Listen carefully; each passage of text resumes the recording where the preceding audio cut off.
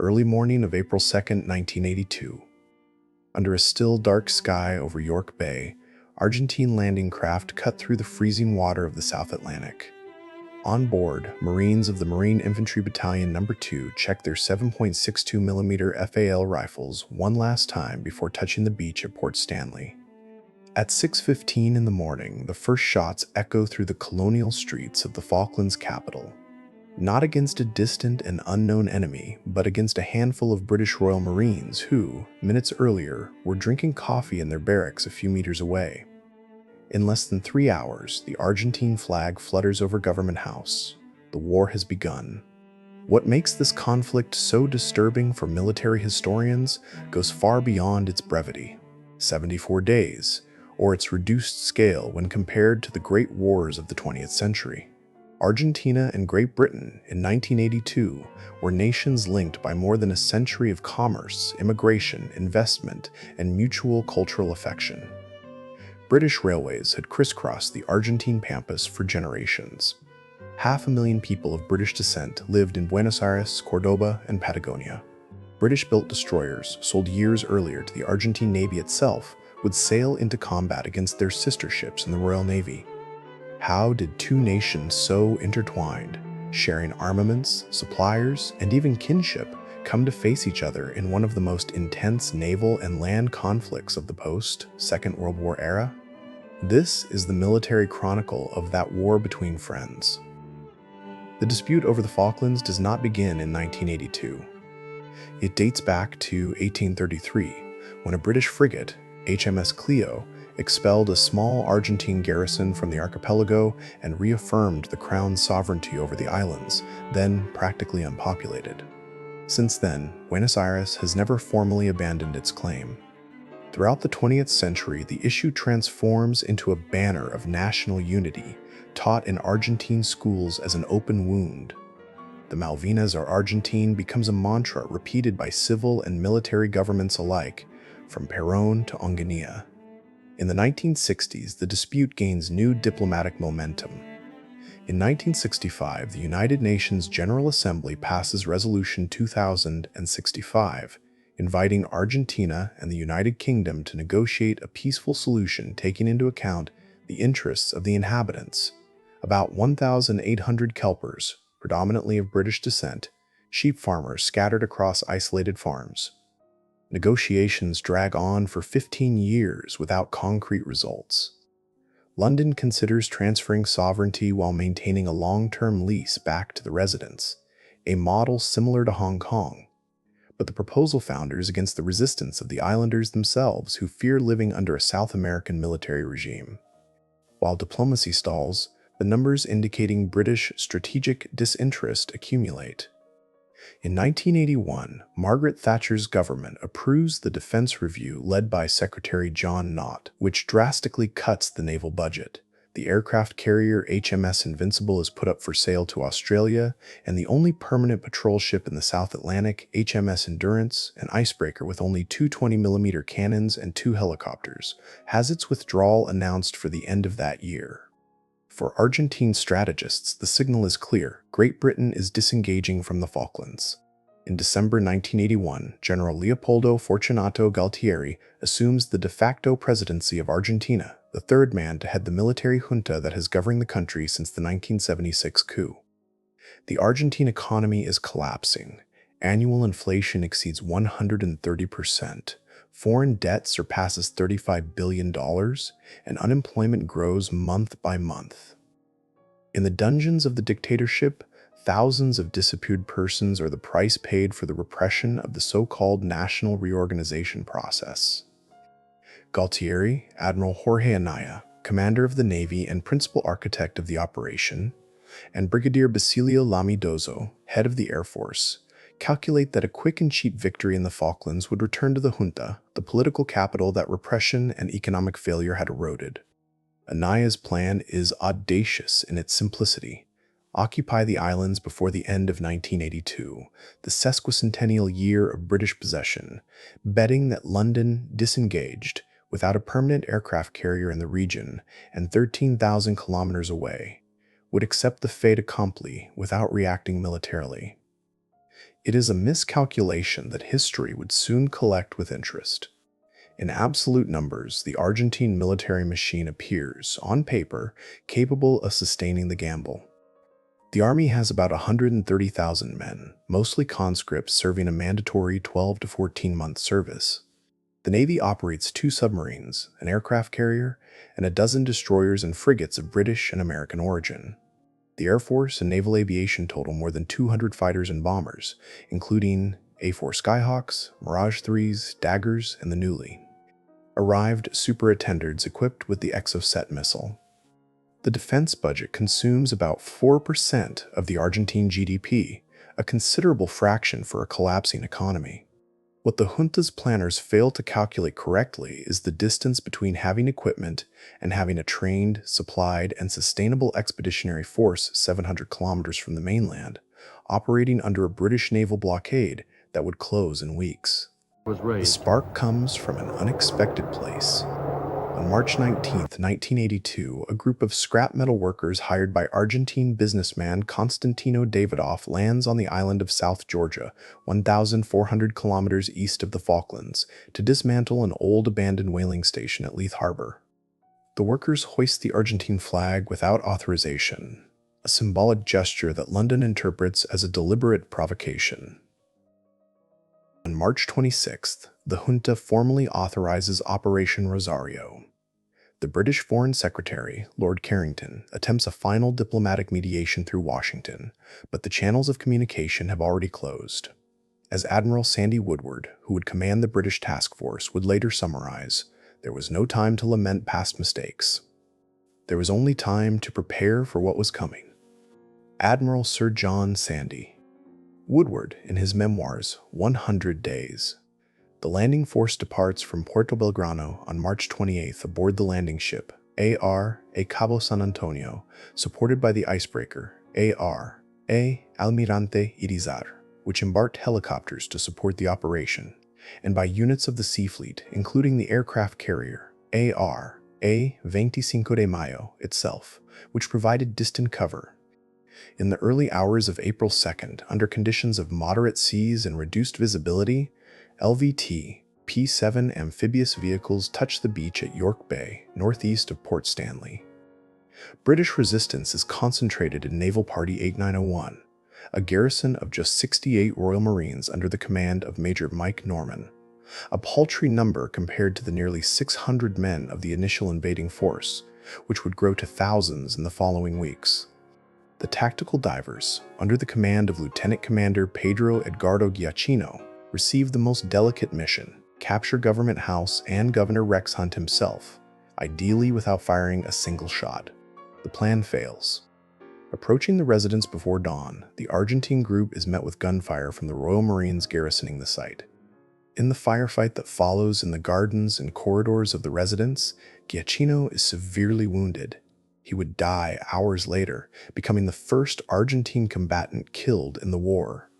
Rex Hunt, dressed in full colonial uniform despite the hour, orders the surrender at 9:25 in the morning to avoid further bloodshed in the face of the overwhelming Argentine numerical superiority that already surrounds the capital. There are no fatal British casualties in this first confrontation, an almost miraculous result given the volume of fire exchanged in the narrow streets of Stanley. An Argentine officer would later describe the scene. "We went in expecting to find a garrison ready to fight to the end. We found a governor in a suit wanting to negotiate terms as if we were inconvenient guests." Account attributed to an officer of Marine Infantry Battalion No. 2, cited by Martin Middlebrook in the fight for the Malvinas. At 9:30 in the morning, the Argentine flag replaces the Union Jack over the government building. In Buenos Aires, crowds fill the Plaza de Mayo in euphoria. From the balcony of the Casa Rosada, Galtieri addresses the crowd, promising resistance if Great Britain attempted to retake the islands by force, words that, in a few weeks, would be put to a brutal test. The news of the invasion reaches London as a fait accompli. In an extraordinary Saturday session, the first since the Suez Crisis in 1956, Prime Minister Margaret Thatcher faces the House of Commons on April 3rd. Her speech sets the tone for the entire campaign that would follow. It is the government's objective to see that the islands are freed from occupation and returned to British administration at the earliest possible moment. Margaret Thatcher, House of Commons, April 3, 1982. In less than 48 hours, the British Admiralty assembles the largest naval force projection operation since the Second World War.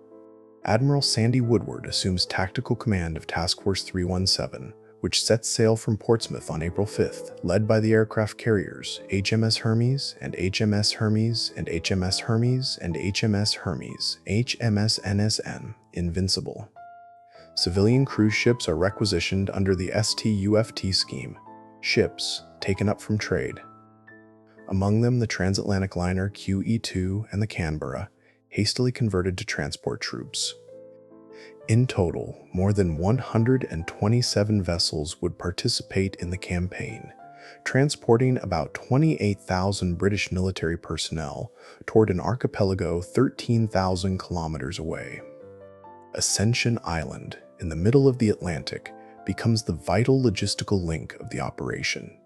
The wide-awake airfield begins to handle, on certain days, more takeoffs and landings than Heathrow, sustaining a continuous air bridge of resupply, ammunition, and reinforcements heading south. As the task force crosses the Atlantic, the weather becomes as much an enemy as the adversary. Waves up to 8 meters batter the decks of the warships during the approaching austral autumn. Aboard the Canberra, troops of the 3rd Commando Brigade, Royal Marines, and the 2nd and 3rd Parachute Battalions spend weeks in combat training, cold acclimatization, and improvised landing exercises during the few days of calm seas. Meanwhile, last-minute diplomatic negotiations unfold in parallel, with American Secretary of State Alexander Haig undertaking a veritable diplomatic way of the cross between Washington, London, and Buenos Aires. More than 30,000 kilometers flown in a few weeks, with no result. The United States, historical allies of both sides in the Cold War, tries to avoid choosing a side until April 30th, when it finally declares material and intelligence support for the United Kingdom, providing AIM-9L Sidewinder missiles and access to reconnaissance satellites. In the early hours of May 1, 1982, a single Avro Vulcan X M607 strategic bomber, taking off from Ascension Island, initiates what would become, up to that time, the longest bombing mission in the history of military aviation.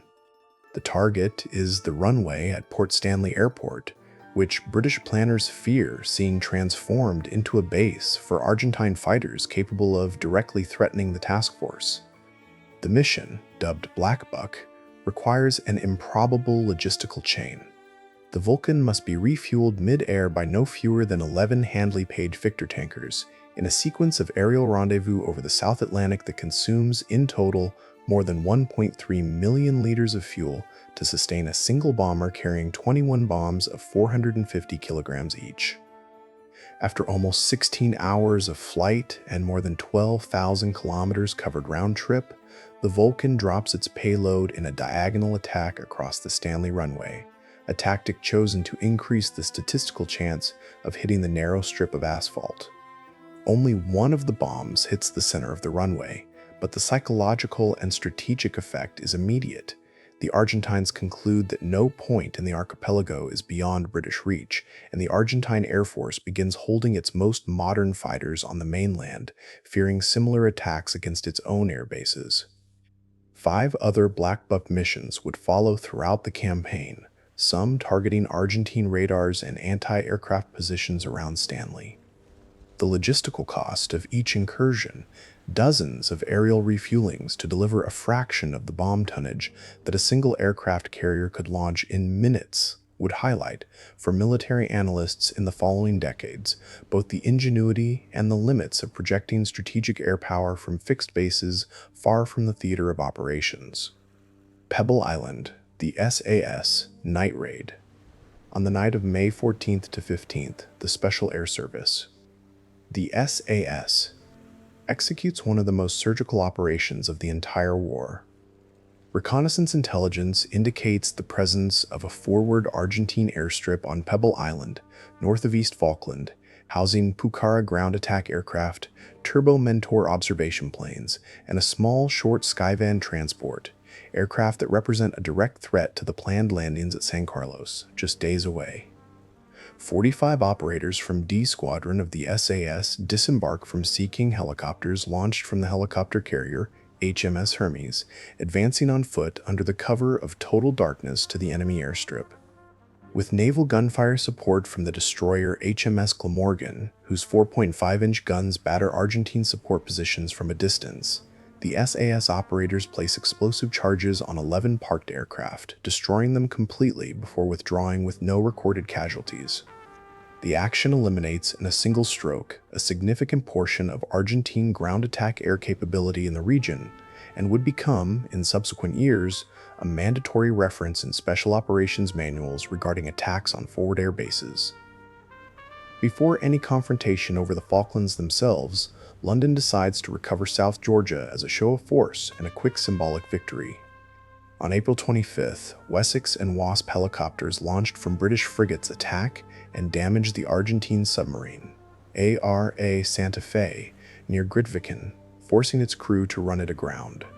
Facing the assembled naval force, including fire from the 4.5-inch guns of frigates like HMS Plymouth, the Argentine garrison, commanded by Lieutenant Alfredo Astiz, surrenders without any ground resistance.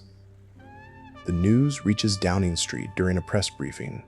In one of the most widely broadcast moments of the war, Thatcher rushes out to the microphones set up on the street and declares, in an almost euphoric tone, "Just rejoice at that news and congratulate our forces and the Marines. Rejoice, rejoice." Margaret Thatcher, outside number 10, Downing Street, April 25, 1982. On May 2nd, the war reaches its most controversial moment. The Argentine cruiser, AR, a General Belgrano, formerly the USS Phoenix, a survivor of the attack on Pearl Harbor, transferred to Argentina in 1951, escorted by the destroyers AR, A. Hipólito Bouchard, and AR, A. Piedrabuena, sails south of the total exclusion zone declared by London around the Falklands. The British nuclear submarine HMS Conqueror, under the command of Commander Christopher Refford Brown, has been tracking it for hours. Authorized directly by the War Cabinet in London, a decision that breaks the very rules of engagement previously announced, since the Belgrano was outside the exclusion zone and, according to some accounts, on a course returning to base. The Conqueror fires two Mark 8 torpedoes, 1920s technology chosen for its reliability over the more modern Tigerfish. The explosions tear the cruiser's hull apart in minutes.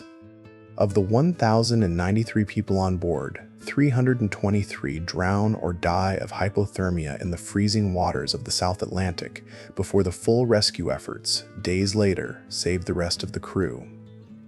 It is the greatest loss of life in a single event of the entire war. More than half of all Argentine military casualties in the conflict.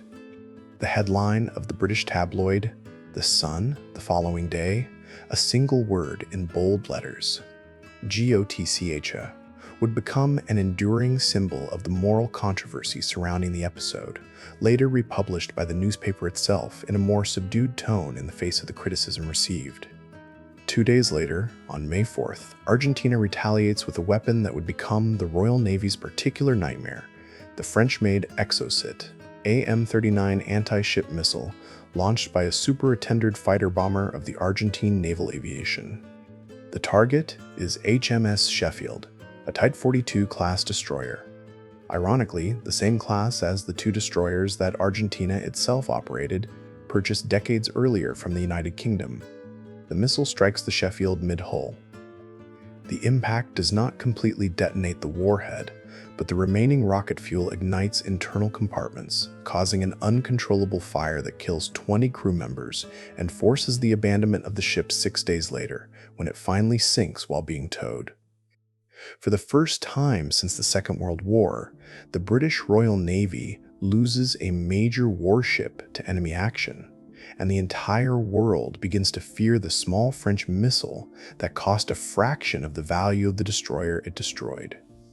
On May 21st, the 3rd Commando Brigade, under the command of Brigadier Julian Thompson, executes the main landing at San Carlos Water, in the northwest of East Falkland.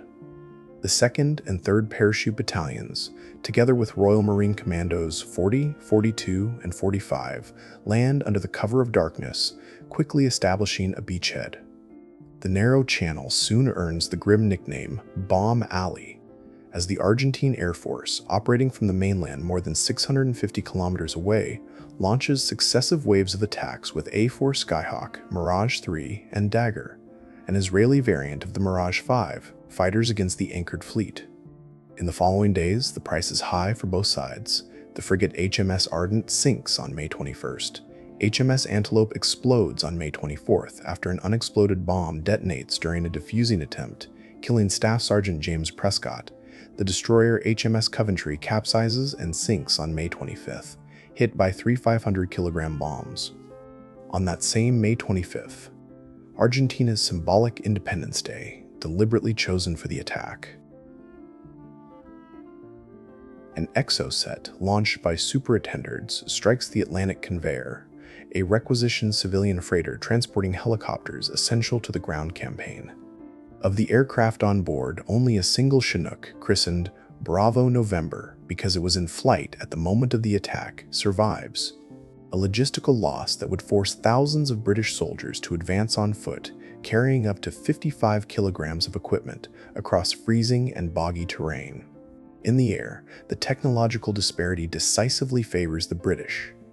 The Sea Harrier FRS-1 fighters, taking off vertically from the carriers Hermes and Invincible, operate with the newly arrived American AIM-9L Sidewinder missile, capable of engaging targets even from head-on angles, a tactical advantage that the Argentine pilots, flying faster but technologically inferior aircraft in close combat, never managed to neutralize.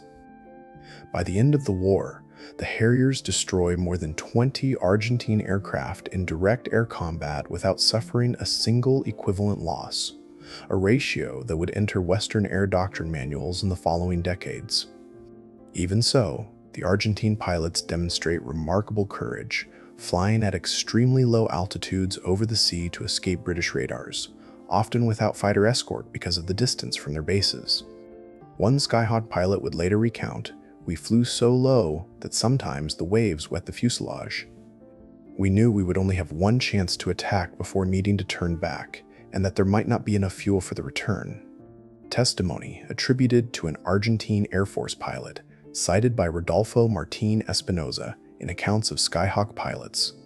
Over San Carlos water, British anti-aircraft defense relies on a combination of mobile Rapier batteries, a radio-guided missile system that faces initial calibration difficulties in the rugged terrain of the islands, manually operated 20mm Oerlikon cannons manned by ship crews, and portable blowpipe missiles fired from the shoulder by infantry positioned on the hills around the anchorage.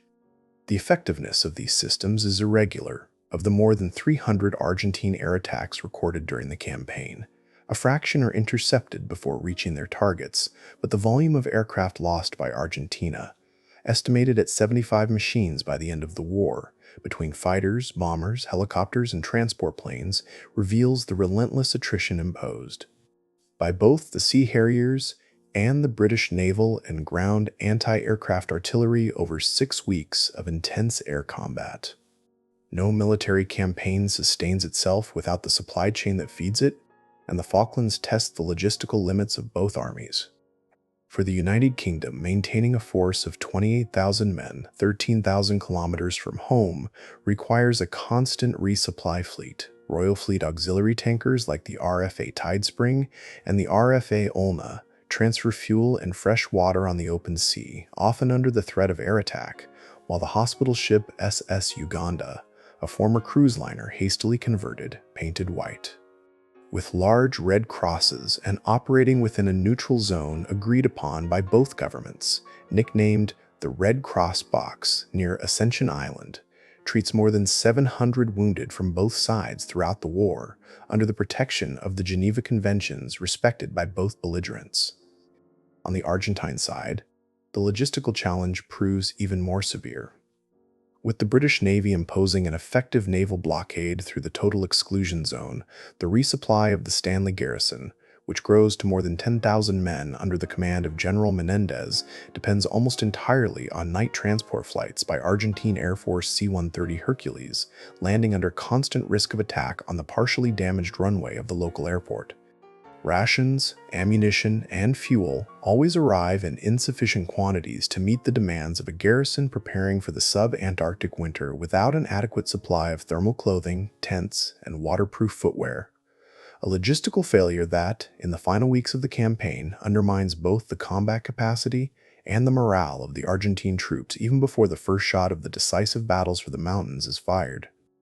While the landing at San Carlos is still consolidating, the British command decides, under political pressure from London, anxious for a visible ground victory, to launch the 2nd Parachute Battalion against the Argentine garrison at Darwin and Goose Green, south of the beachhead. On May 28th, under the command of Lieutenant Colonel Herbert H. Jones, about 500 British paratroopers attacked positions defended by the Argentine 12th Infantry Regiment, reinforced by Air Force personnel based at the local airfield. In total, more than 1,000 entrenched defenders, a numerical superiority that British planners gravely underestimate. The fighting drags on throughout the night, and the following morning in open terrain without cover, under fire from well-positioned Argentine machine guns and mortars. Jones, frustrated with his company's stalled advance under heavy fire, personally moves forward to flank an Argentine machine gun position and is fatally wounded in the process, an act that would posthumously earn him the Victoria Cross, the highest British military decoration. Despite the loss of their commander, the paratroopers regain momentum and, by the evening of May 29th, Lieutenant Colonel Tutalo Piaggi surrenders with the entire garrison. More than 1,400 men captured by a British force that had never exceeded 600 effective combatants on the ground. Without the helicopters lost on the Atlantic conveyor, the British advance toward Port Stanley transforms into an ordeal of physical endurance known among the Royal Marines as yomping, and among the paratroopers as tabbing. Commandos 3 and 45 cross more than 90 kilometers of soaked peat, volcanic rock, and biting wind carrying backpacks weighing up to 55 kilograms, while Commando 42 is transported by helicopter to occupy Mount Kent, a strategic position dominating the approaches to Stanley that the Special Air Service had already contested days earlier against Argentine Special Forces in isolated night engagements. Brigadier Julian Thompson would later summarize the physical dimension of the challenge. No one who has not carried 60 pounds of equipment over frozen peat under horizontal rain can understand what we asked of those men even before the first shot of the final battle was fired. Brigadier Julian Thompson, no picnic, 3 Commando Brigade in the South Atlantic. On the night of June 11th to 12th, 3 British battalions simultaneously attacked the line of mountains protecting the western approaches to Port Stanley. The 3rd Parachute Battalion assaults Mount Longdon, defended by the Argentine 7th Infantry Regiment in well-prepared positions among granite rocks. The hand-to-hand combat extends for hours, with intense use of grenades and bayonets in narrow passages between rocks. Sergeant Ian McKay dies leading a solo assault against a machine gun nest that was halting his platoon's advance, an action that would also posthumously earn him the Victoria Cross. By dawn, 23 British paratroopers lie dead, the greatest British loss in a single battle of the entire war, against about 31 fatal Argentine casualties in the defense of the mountain. Simultaneously, Commando 45 of the Royal Marines takes the hill known as Two Sisters after intense combat against the Argentine 4th Infantry Regiment, while Commando 42, under the command of Lieutenant Colonel Nick Vaux, executes a daring night flanking attack against Mount Harriet, surprising the Argentine garrison from the rear and capturing about 300 prisoners with only 2 fatal British casualties, one of the clearest examples of tactical maneuver overcoming adversarial numerical superiority in the entire campaign. No episode better illustrates the disturbing character of this war between historically close nations than the friendly fire incidents that marked both sides. On the night of June 6th, the destroyer HMS Cardiff, operating on high alert against Argentine air attacks, mistakenly identifies a British Army Gazelle helicopter returning from a rescue mission as hostile, shooting it down with a Sea Dart missile and killing the 4 crew members on board. all British, killed by the very forces that were supposed to protect them. On the Argentine side, the nocturnal confusion during the final battles for the mountains also takes its toll. Infantry units retreating under intense fire, without reliable communication between positions, sometimes fire on neighboring companies in the darkness and fog. Episodes documented in the internal reports of the Rattenbach Commission, created after the war to investigate Argentine command failures. The greatest irony, however, lies in the very material architecture of the conflict. The Argentine destroyers, ARA Hercules and ARA Santissima. Trinidad belonged to the same Type 42 class as the British destroyers Sheffield and Coventry, sunk by Argentine aviation, built with British technology and licensing. The Santissima Trinidad even assembled in Argentine shipyards under technical supervision from the United Kingdom. The Exocet missiles that devastated the British fleet were manufactured in France, a historic NATO ally and commercial partner of the United Kingdom itself. And the government of François Mitterrand, despite having sold the missile to Argentina years earlier, chooses to cut off new deliveries and discreetly provide London with technical data to neutralize the weapon of its own national manufacturer. A British naval intelligence officer would comment, decades later, in an interview with historians, "We were fighting an enemy that used our own ships, missiles manufactured by our allies, and training that, in many cases, came from the same Western military schools that educated our own officers. It was like fighting a mirror." British naval intelligence officer, cited in accounts compiled by Lawrence Freedman in the official history of the Falklands campaign. The depth of this bond traces back to more than a century of shared economic history. British railway companies like the Buenos Aires, Great Southern Railway, and the Central Argentine Railway built, between the end of the 19th century and the beginning of the 20th, a network of more than 47,000 kilometers of tracks that shaped Argentine economic geography to this day. Football clubs founded by British engineers and merchants, among them River Plate itself and Newell's Old Boys, the latter named after an English teacher, remain, 4 decades after the war, among the most popular sporting institutions in the country. It is estimated that between 100,000 and 500,000 Argentines carried, in 1982, some degree of British ancestry, many of them serving, without any perceived contradiction at the time, in the very armed forces that now marched against the country of their ancestors. Technical cooperation between the two nations also leaves direct marks on the battlefield.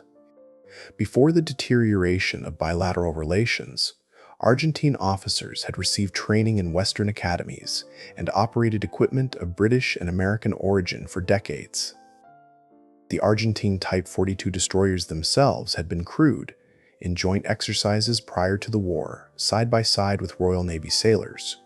When the two fleets finally meet in real combat, many officers on both sides recognize in the adversary's tactical procedures the same manuals and doctrines they had studied together years earlier, a mutual familiarity that would make the conflict, for not a few veterans, even more disconcerting than any war fought against a truly foreign enemy. The irony of the war between friends is not limited to the London-Buenos Aires axis. Just a few kilometers from the Argentine border, the regime of General Augusto Pinochet in Chile retained, in 1982, memories still fresh from the Beagle Channel crisis of 1978, when the two South American countries arrived at the brink of their own territorial war, narrowly avoided thanks to papal mediation. Officially neutral in the Falklands conflict, the Chilean government maintains, according to revelations that would become public only years later, discrete channels of cooperation with British intelligence services, including the sharing of radar information on Argentine aviation movements near the common border, a gesture motivated less by affection for London than by the strategic calculation of weakening its historic regional rival.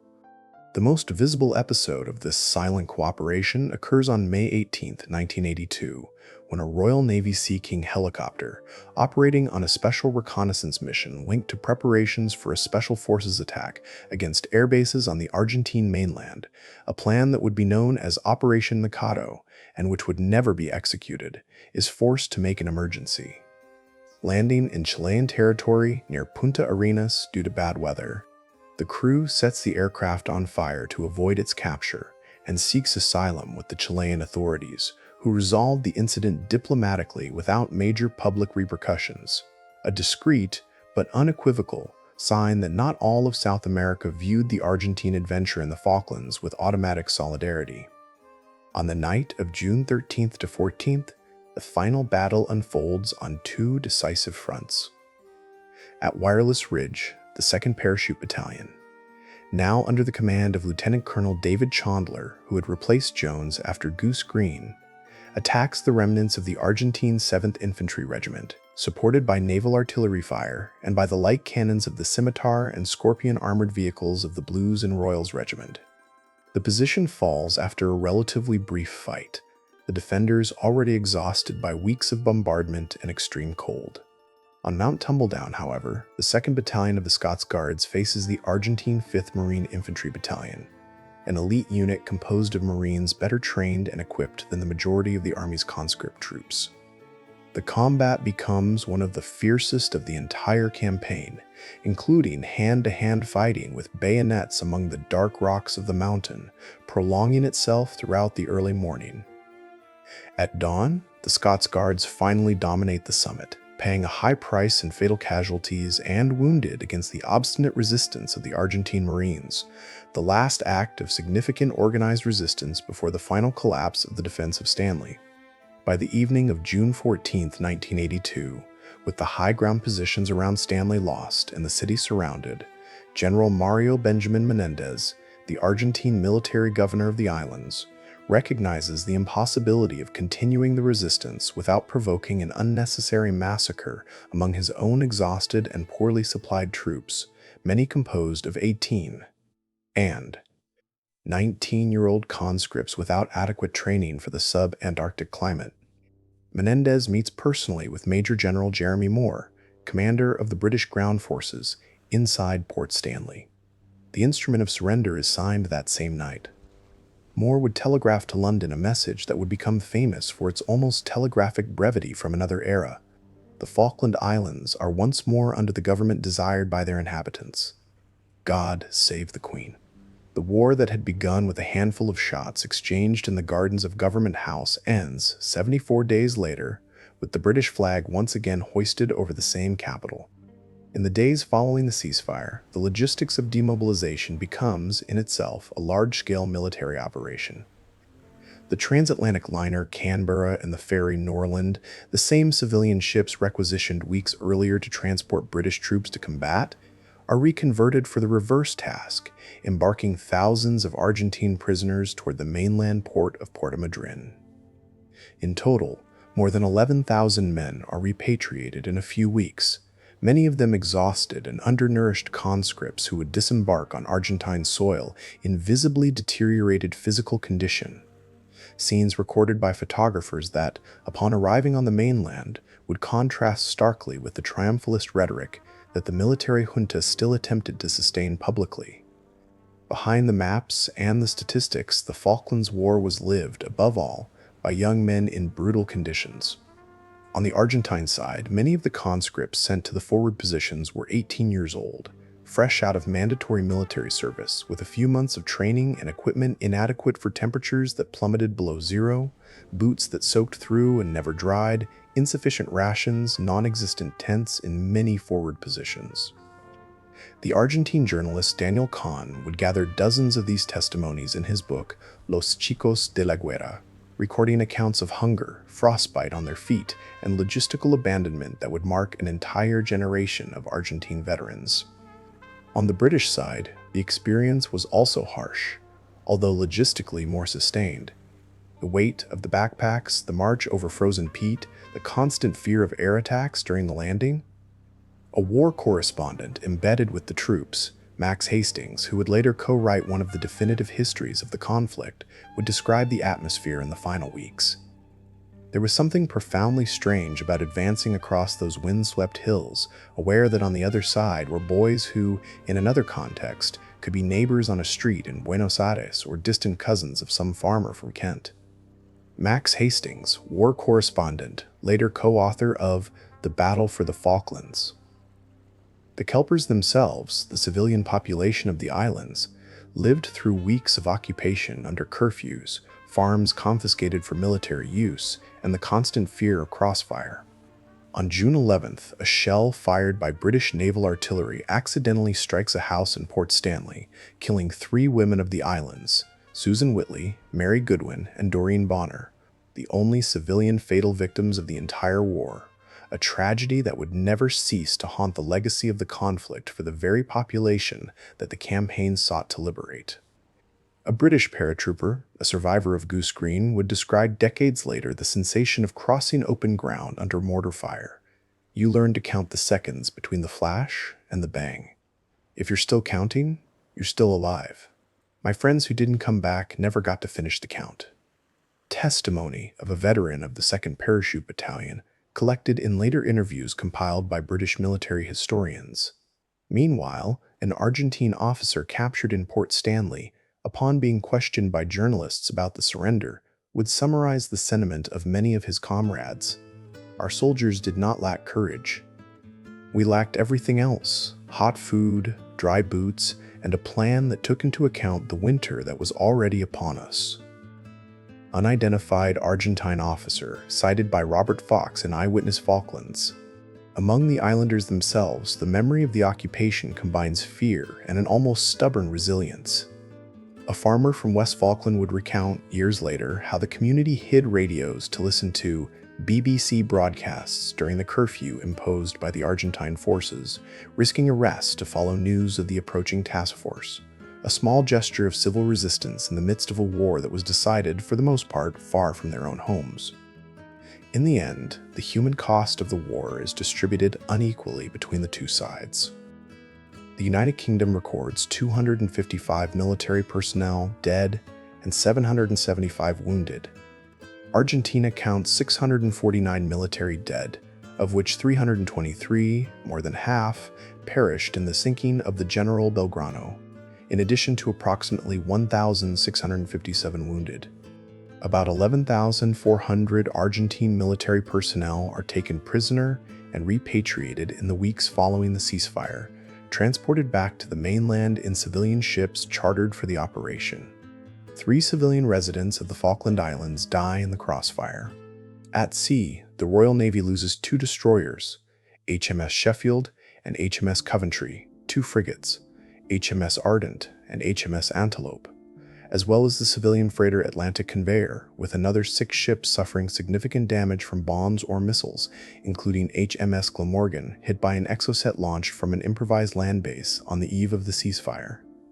Argentina loses the cruiser, General Belgrano, the submarine ARA Santa Fe, and an air fleet estimated at 75 fixed and rotary wing aircraft, among them about 22 A-4 Skyhawks, 11 Daggers, 4 Mirage 3s, an equivalent number of Pucaras destroyed on the ground or in the air, plus transport and observation helicopters. In the air arena, the British Sea Harriers preserve a victory ratio of more than 20 aircraft shot down in direct combat without any recorded equivalent loss, a ratio that would become, in the following decades, an object of study in military academies throughout the Western world. The political impact of the Argentine defeat is immediate and profound. On June 17, 1982, just 3 days after the surrender, Galtieri resigns under pressure from his own commanders, dragging with him the remaining prestige of the military junta. The Rattenbach Commission, created by the Argentine army itself to investigate the conduct of the war, produces a devastating report recommending prosecutions against those principally responsible for the decision to invade without adequate preparation, a document that would accelerate the final discrediting of the regime and pave the way for the democratic election of Raúl Alfonsín in October 1983, ending 7 years of dictatorship. In Great Britain, the so-called Falklands factor dramatically boosts the popularity of Margaret Thatcher, contributing to her landslide victory in the general elections of June 1983. The military legacy of the campaign, however, remains contested to this day among historians. The sinking of the Belgrano continues to be the most controversial point of the entire war, Documents leaked in 1984 by Ministry of Defense civil servant Clive Ponting would suggest that the ship was already moving away from the exclusion zone at the time of the attack, fueling parliamentary accusations that the War Cabinet had manipulated the military justification for the decision.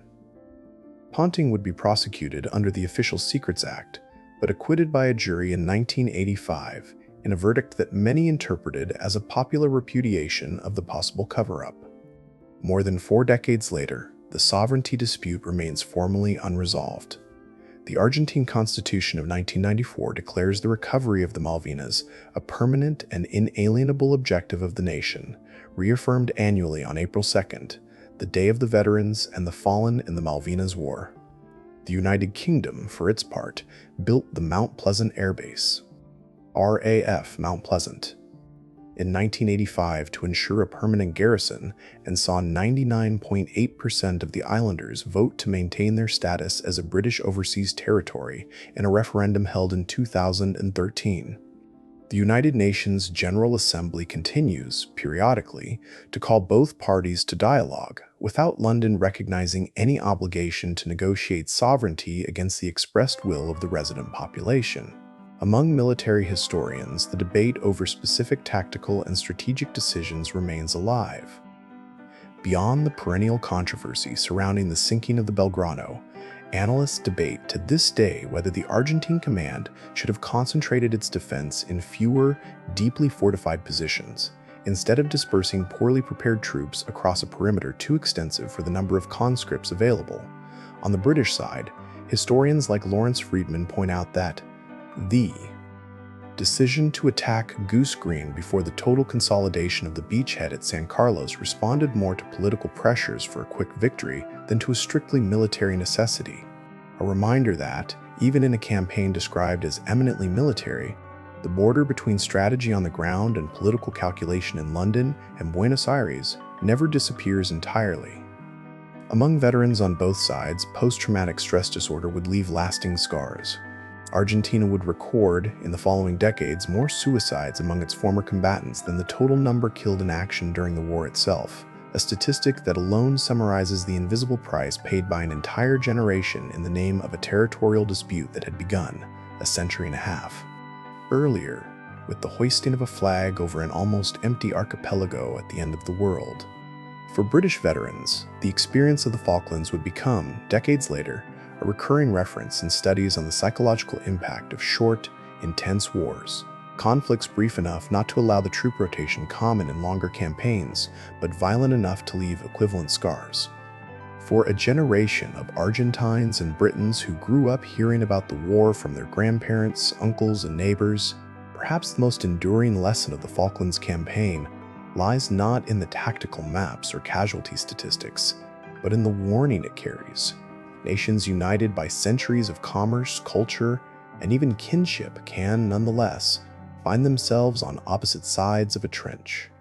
When the political calculation of a few men overrides the bonds built by entire generations.